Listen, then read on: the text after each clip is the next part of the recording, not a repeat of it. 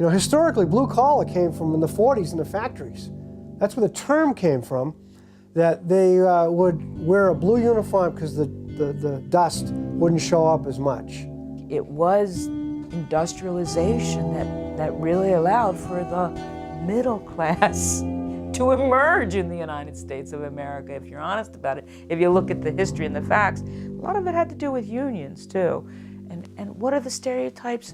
A lot of tradespeople, they come out of union base, right? And what are the stereotypes about unions today? We in the CIO want industrial peace. But if big business wants to take America for a ride again, we intend to fight. Well, it was the union that gave us the 8-hour workday. It was the union that gave us safety in the workplace, that we could live for another day's work. And it was the union that gave us the benefits for health care and for pensions.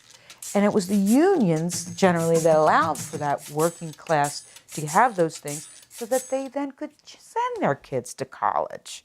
Yeah, so it's an interesting thing, right? At the beginning of the 20th century, as you had a significant increase in the number of people who were entering school, huge waves of immigration, for example. One of the ways that educators at the time tried to address this huge influx of people was to create these giant comprehensive, what they're called comprehensive high schools.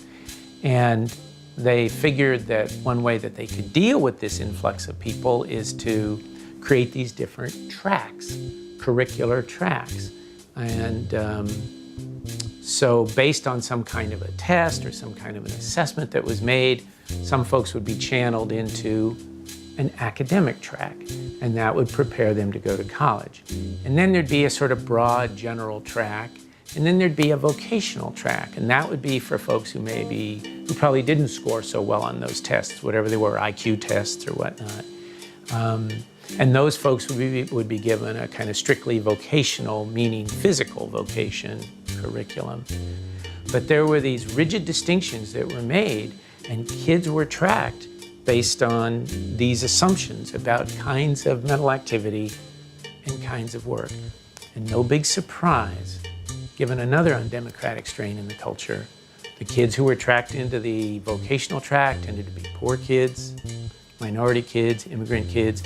The kids who were tracked into the academic track tended to be more middle class and upper middle class kids, white, mainstream children. So it's been a complicated and difficult history that plays out in our schools. Now, in the last 15, 20 years, there's been a lot of attempt to rethink that whole tracking business, to do away with it, to think of other ways to address the variety of needs and interests that kids bring to school.